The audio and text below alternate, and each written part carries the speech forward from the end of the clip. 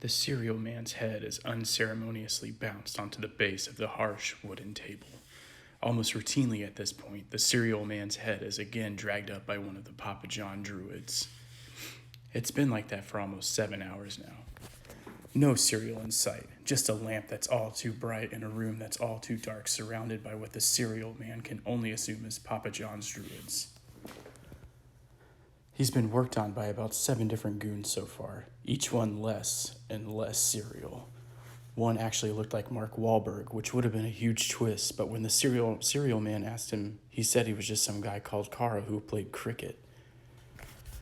"Become one with the fox, Carl. You squirrel." "I'm not Carl," the interrogator says. A box is open, and once again, that disgusting, eldritchly horrific scent sieges its way into the cereal man's nose's stimulus. "Just say you like the pizza. Say you like barbecue chicken pizza, and this all stops. That's all it'll take to join us." The cereal man's face is dragged closer to the offensive, abhorrent slice of corrupted bread. He raises his bloody, tired face. "More like Papa John's penis." "Cereal man," the man shouts, "'cause it's covered in cheese, and it's penis John." A door slams and the cereal man's alone again, surrounded by the shadows, the overbearing unknown. "Nice cereal box, dumbass," the shadow sarcastically remarks. The lack of cereal's getting to him. He's built on cereal, fueled on it. This is quite possibly the least cereal place in the world. Even less than Ohio. "Distract yourself, brain." The cereal man's brain thinks hard. He has a match, a wrestling match. They have to give him cereal for that. He envisions Sean Young in the corner of the room. "It's me, hallucination of Sean Young. I hope nobody does a shoot on me to retain their sanity," Sean Young says. "You cerealist git. I've had a winning streak for more than a month. Nobody can fucking touch me. I've beaten you before. I have, and I've beaten Kabuki before. I was winning. What's changed?" Sean Young is talented, but he wasn't the most successful wrestler. In fact, his return was littered with losses and bumps. The cereal man would shoot in the hallucination, but his brain remembers the cereal man's own return. He'd lost, constantly, barely even featured in the Havoc Rumble he'd returned for. What changed?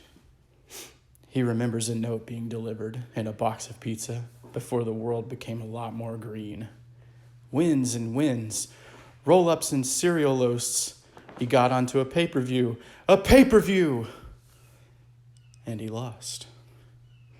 Granted, in this case, losing means he had a green mist sort of put onto his face, but he lost. What changed? The cereal man had become disloyal. If there's one thing the cereal man is, it's loyal. He'd do anything for cereal. He has done. He just needs direction, something to get him back on track. Then he can return to cereality as a hero. That place in space-time where all cereal is part of all body parts. Even the pancreas, wherever the fuck that is. He's a tool, a wrench, a hammer, a shovel, a hoe. No, not a hoe. He's Catholic. But it's obvious now. He's more man than cereal. And he's kinda but that doesn't really make sense.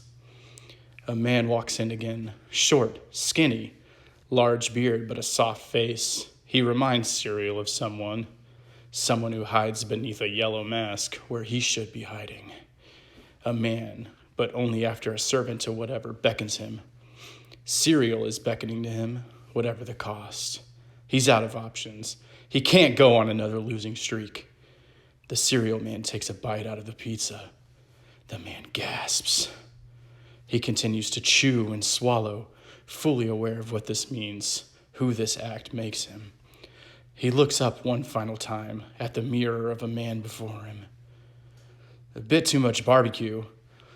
But it's a barbecue. Fuck off!